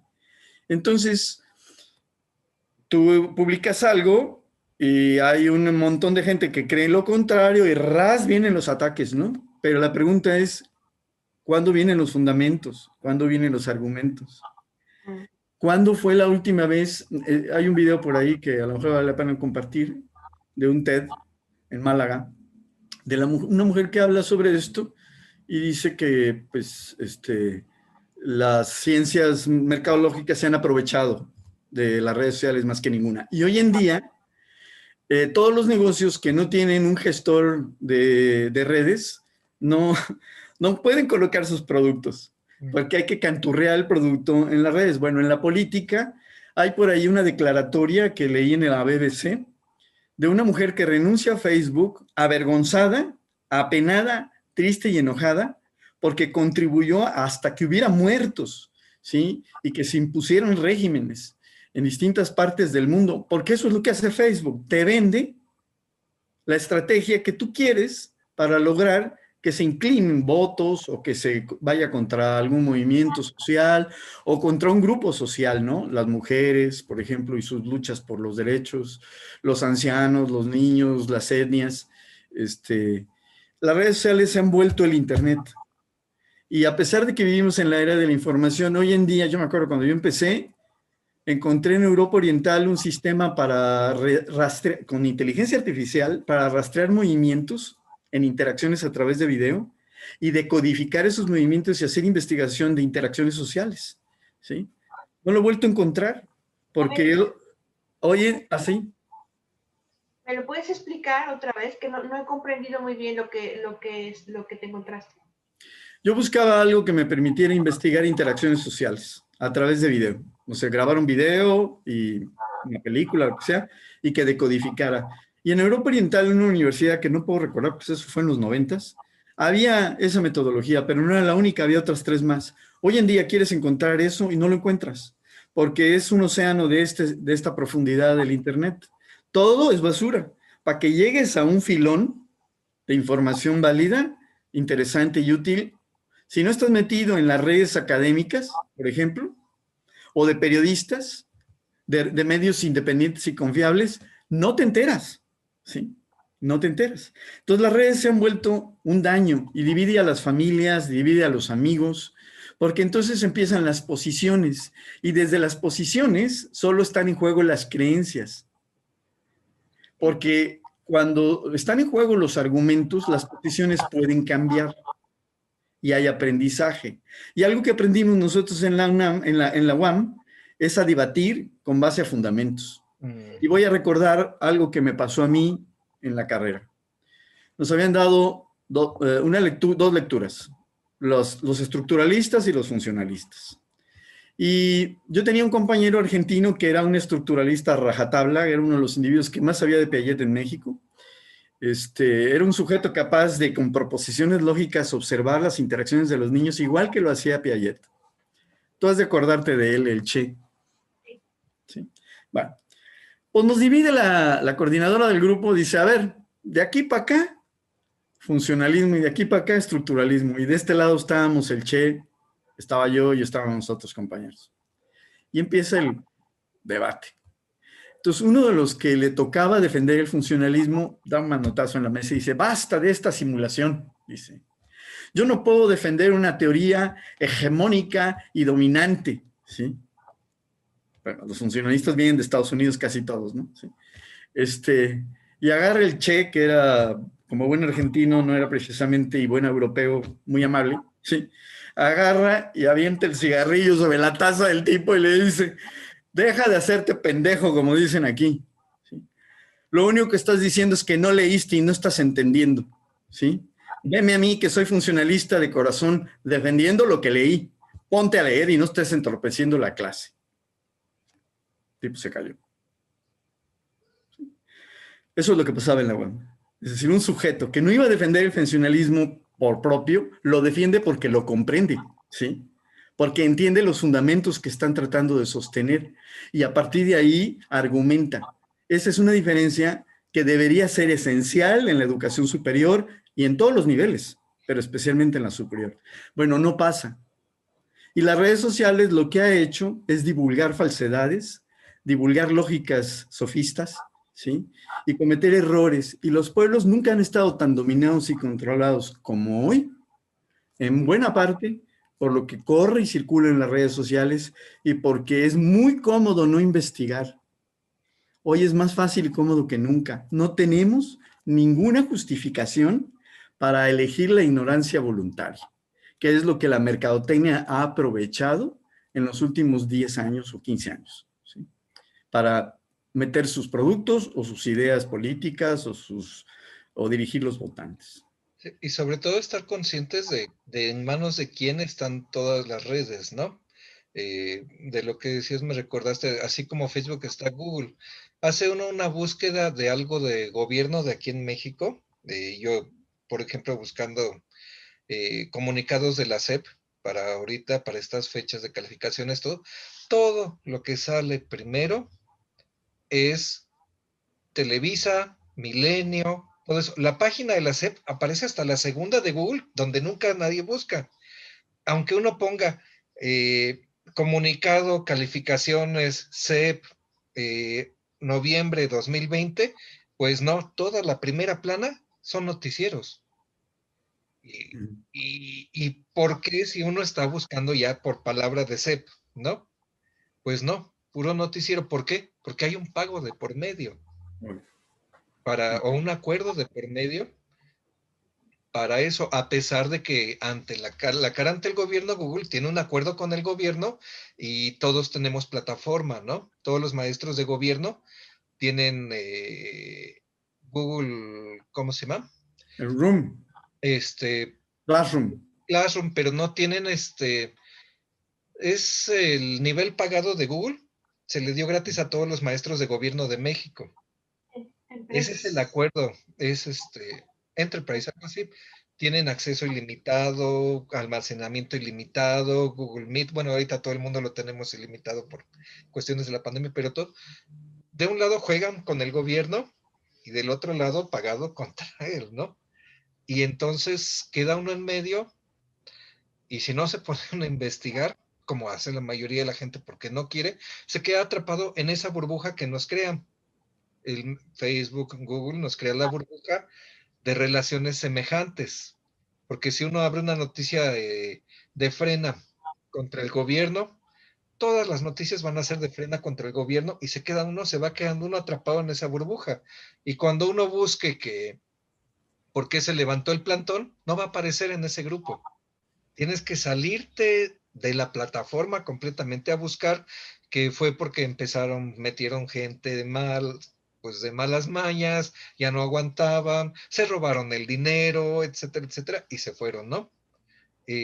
Pero te quedas en tu burbujita y es muy peligroso porque te hacen a donde quieres. Bueno, yo voy a romper una lanza por Internet, porque gracias a Internet nosotros estamos realizando este debate que tiene sus bases también en la manera en cómo nos educamos en la UAM, con la ayuda de nuestros docentes, en un sistema de debates que estamos intentando continuar y que nos acerca.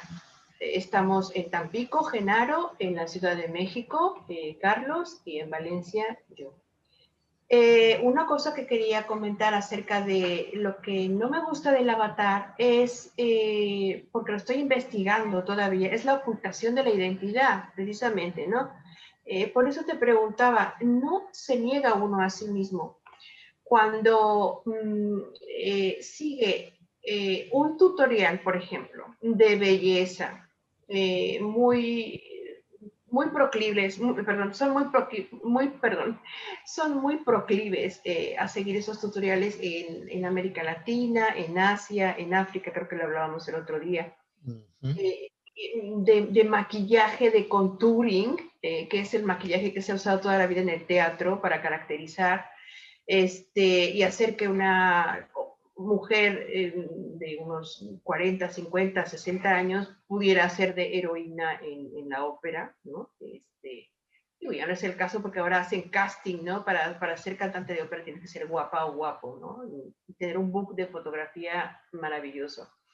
Pero volviendo a la ocultación de la identidad, ese intento por ocultar el tamaño de mi nariz, la anchura de mi nariz, la forma que tiene mi boca, mis labios, la forma que tiene,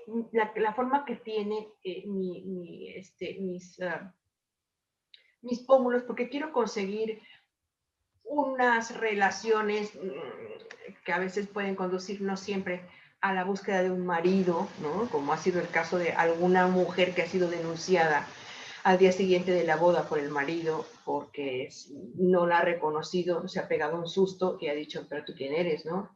Yo contigo no me casé, porque la mujer se había quitado el maquillaje. O el caso del hombre, creo que era coreano, que tuvo unos hijos muy feos y denunció a la mujer porque la mujer le había Engañado. Sí, no le había dicho que había sido objeto de una serie una serie de varias operaciones de estética que la habían dejado guapa, ¿no? Pero en realidad su genética era la que era y tuvo esos hijos y el marido la demandó, ¿no? Entonces, esa ocultación de la identidad favorece y continuará favoreciendo la negación de lo que somos. En términos, seguiremos siendo colonialistas, seguiremos perteneciendo a esa colonia, está en nuestra mente y por ello el tema, digamos, de este debate que se llama debate a dos, mesa de análisis entre Europa, entre España y México, decolonización del pensamiento, ¿no? O sea, no basta con decolonizar, tirar la estatua de Colón, ¿no? Como decía Dussel hoy, que estuve escuchándolo antes de ponernos he estado toda la mañana escuchando a unos y a otros. No basta con tirar la estatua de Colón, que Dussel hubiera querido que la hubiesen derribado porque fue el primer colonizador, de ahí viene la palabra colonizar por Colón, ¿no? No creo que sea positivo. Pienso que el primer paso es, primero, asumir que somos fruto de esa colonización, que somos herederos genéticamente tanto de los colonizadores como de los colonizados, para dejar de demonizar a los colonizadores porque son parte de nuestra identidad y no la podemos demonizar porque nos estamos demonizando a nosotros mismos y eso nos produce esa esquizofrenia del mestizo que odia lo español,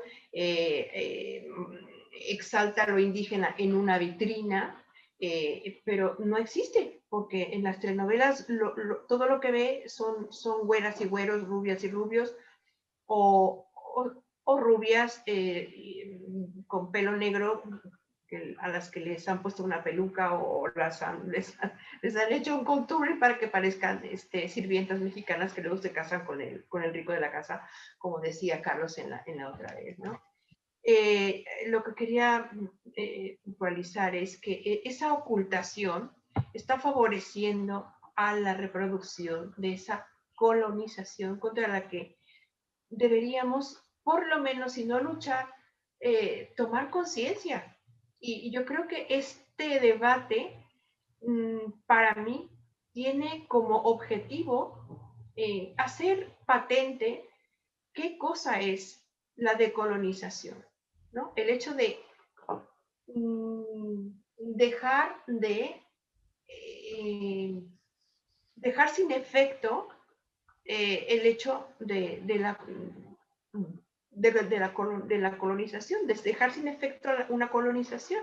Y solo la podemos dejar sin efecto en el momento en el que ya no sentimos la necesidad de aspirar a ser como los colonizadores.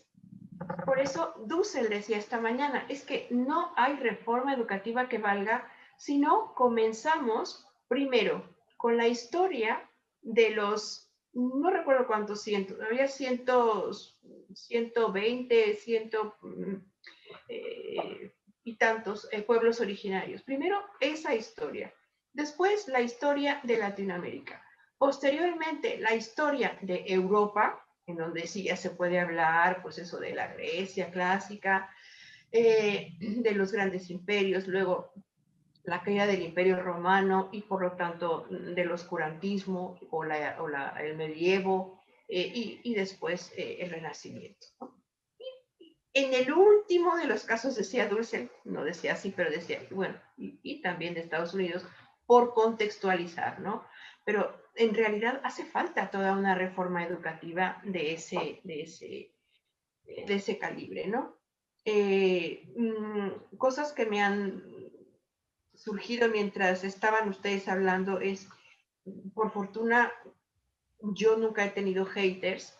Espero que no los tengamos en este debate porque no sé cómo reaccionar. Nunca me he enfrentado a esa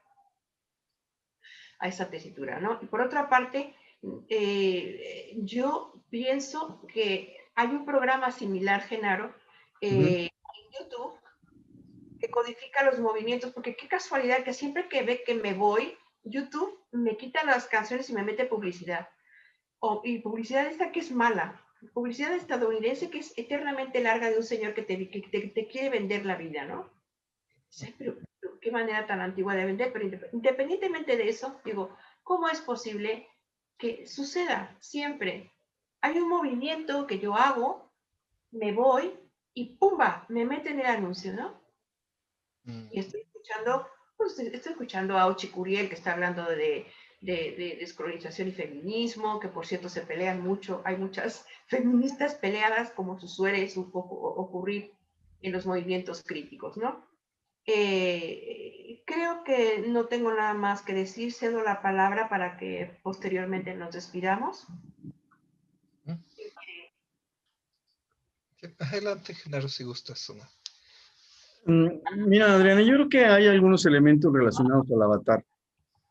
Para empezar, el Internet es riesgoso en general, ¿sí? Y tiene otras muchas ventajas. Hay personas con las que uno ha vuelto a establecer contacto después de décadas gracias al Internet.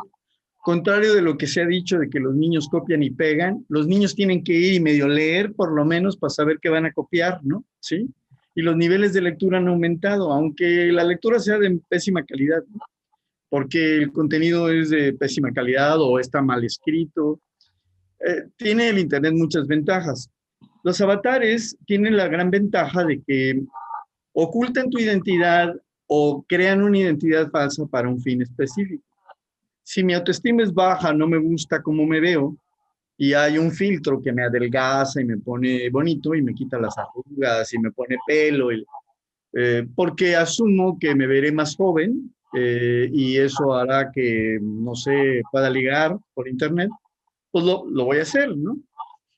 Y lo voy a hacer también en parte sobre mi sentido de identidad. Otras veces lo voy a hacer para proteger mi identidad, ¿sí? Entonces, yo coincido contigo en que en la medida en que estemos colonizados, tendemos a usar identidades en los avatars que tienden a europeizarnos.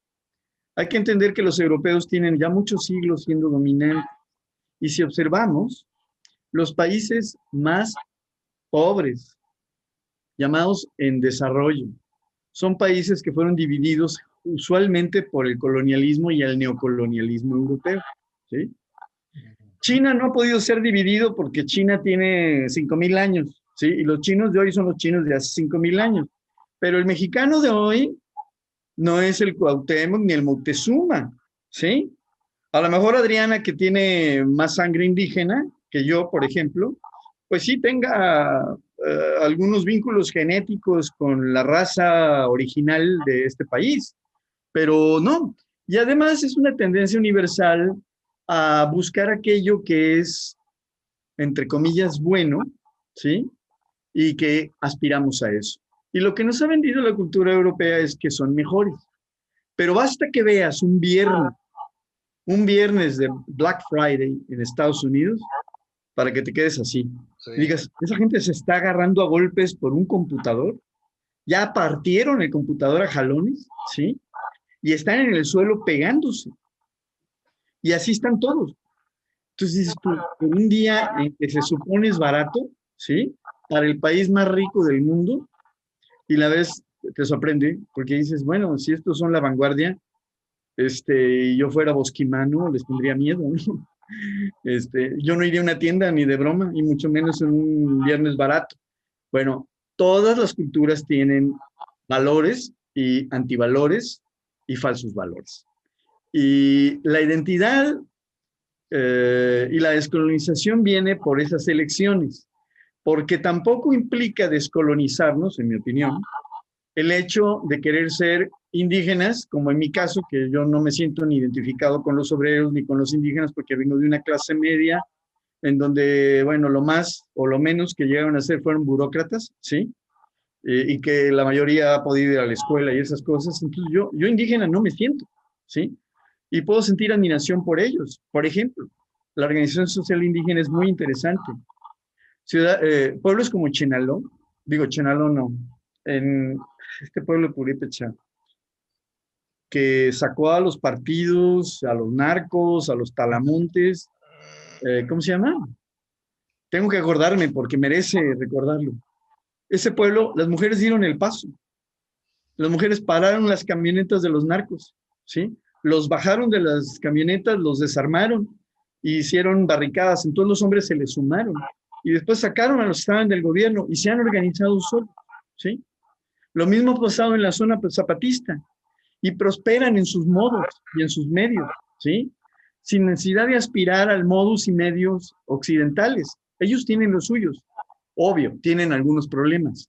Por ejemplo, el sentido de comunidad es muy fuerte y pasa como pasaba con los países socialistas. El individuo pasa a segundo término y en ese sentido los derechos humanos no cuajan bien en esos entornos, ¿sí? Entonces, las culturas indígenas como estas que hemos mencionado, ya sea en el sur de México, en Chiapas, con los zapatistas, o en los purépechas, en Michoacán, funcionan, pero tienen limitaciones. Los derechos humanos ahí no tienen valor, y entonces eligen con quién se casa fulano. Si el Consejo de Ancianos piensa que esa pareja no debe casarse, no se casan, ¿sí? Y entonces se meten en terrenos en donde los occidentales hemos tenido un cierto avance, que es todo el fenómeno de los derechos, ¿sí? Individuales. Pero también los derechos humanos han ido evolucionando hacia los derechos colectivos, como los culturales. Esa demanda se ganó porque se apeló a esos derechos culturales. Nadie tiene derecho a copiar el valor, la creación y la invención de una cultura. México, por ejemplo, es país de origen del maíz. Y sin embargo, hace 2 sexenios, Felipe Calderón autorizó la siembra de transgénicos de maíz, ¿sí? Lo que pone en riesgo son las especies originales que le han tomado 7,000 años a los nahuas, ¿sí? Y a las comunidades indígenas de este país conseguir. Pero si tú ves cómo era el maíz antes, era una espiguita así, era un triangulito diminuto, durísimo, imposible de comer, ¿sí? Tardaba horas, ellos descubrieron cómo nixtamalizarlo para poder cocerlo y aprovecharlo, ¿sí? Entonces hoy podemos comer maíz gracias a 7,000 años de domesticación. No tienen derecho a contaminarnos, ¿sí? Y a dañar el proceso evolutivo. Y yo digo evolutivo porque vas a decir, no, bueno, pero es que la intervención humana ya no es evolutivo. Sí, somos una especie que influye en la evolución de esa otra especie. Los perros, las vacas, los corderos han evolucionado para adaptarse a nosotros porque han logrado sobrevivir. El toro de Lidia en España vive gracias a la fiesta brava. Si no, ya hubiera desaparecido, ¿sí? Lo hubieran matado porque es un animal extremadamente violento y salvaje, vamos, es poco sensible, ¿no? Sí. Sí. Y exactamente, y sobre todo aquí decolonizar o descolonizar, es como decías, Adriana, que no podemos rechazar ninguna parte. Yo creo que colonizar es imponer límites, un marco de referencia. Descolonizar sería abrir ese marco, aceptar ambas partes, o bueno, estamos hablando de dos partes, pero tenemos como tres partes: la colonización española y luego la cultural americana inglesa del último siglo televisivo, del Pato Donald y compañía. Pero romper esas barreras y tomar lo mejor de cada mundo. A final de cuentas, yo siento que culturalmente los mexicanos, por todos los años que a final de cuentas en las escuelas básicas, en la primaria, sí se hace la lucha por ejemplo, ahorita estoy tercero de primaria. Empezamos con los primeros habitantes y estamos contando hace 40,000 años, y ahorita vamos a los primeros habitantes de cada entidad, ¿no? De la Ciudad de México, de cada estado saca eso. El chiste es, eh, eso nos permite mantener la unidad ante lo nuevo, ¿no? Por ejemplo, ahorita acabamos de pasar hace un mes casi ya Día de Muertos, ¿no? Y Halloween. ¿Qué pasa con las nuevas generaciones? Está súper fuerte el Día de Muertos, tan fuerte que ya invadimos el resto del mundo. Este año veía yo en redes sociales precisamente que en Rusia está de moda, mujeres, las muchachitas se maquillan de catrinas. Y dice uno, en Rusia, ¿no? Tirando hacia Siberia. ¿Cómo? O sea, somos una cultura tan fuerte y está No, tan en nosotros, empezamos a dominar ciertas partes culturales del mundo, ¿no? Pero a la vez aceptamos la otra. Los niños actuales aceptan Halloween, saben que no es mexicano, pero yo me voy a disfrazar y a pedir dulces. Me voy el 31, me llevan mis papás. Bueno, este año no se pudo, se traumaron los niños, pero y al día primero, pues voy también porque es Día de Muertos y ese día voy a pedir no mi Halloween, sino mi calaverita, ¿no? Y ya mi disfraz cambia, ya no soy monstruo, ya soy una calavera Catrina, ya soy un Catrín, ¿no? Soy un esqueleto, soy tantas cosas que es adoptar ambas y todas las raíces que tenemos en México. Yo creo que sería la base de descolonizarnos. Decir, somos todo, somos adaptarlos y tomarlo mejor, porque como decía Genaro, hay costumbres indígenas que son increíbles, el sentido de comunidad, pero eso mismo influye de manera negativa en el otro. Entonces, meto derechos humanos de Europa para fortalecer mi sentido de comunidad, ¿no? Como se vive en el México indígena. Eso yo sería. no creo mucho, no creo en los derechos humanos. Soy una mexicana en España y yo sufro racismo, lo he sufrido siempre. Me parece una hipocresía enorme. Me parece que seguramente no me cabe la menor duda de que deberían existir y sobre todo comenzar a existir en los países en donde más son necesarios. Estoy hablando precisamente de los países colonizados como en África, en América Latina y en Asia. Pero qué duda cabe que lo que me acaban de decir los dos me pone a pensar, no tengo la respuesta de momento, pero me emplaza para un siguiente debate, que sea cuál sería la alternativa a una educación decolonizadora en donde pudiéramos conciliar ambas culturas. ¿Es posible conciliar ambas culturas cuando son opuestas? Cuando el matrimonio infantil es algo perverso para el mundo occidental, porque tenemos una mirada occidental, no lo podemos negar. Los emplazo entonces para un próximo debate en donde podamos hablar sobre cómo podría ser ese modelo de conciliación, de una descolonización gradual y favorable para ambos. Con todo gusto, Adriana. Gracias, sí. Nos despedimos, pues, de los espectadores que podamos haber tenido o que tengamos en el futuro, emplazándolos para una nueva sesión. Buenas noches. Buenas noches. Buenas tardes. Debate a dos.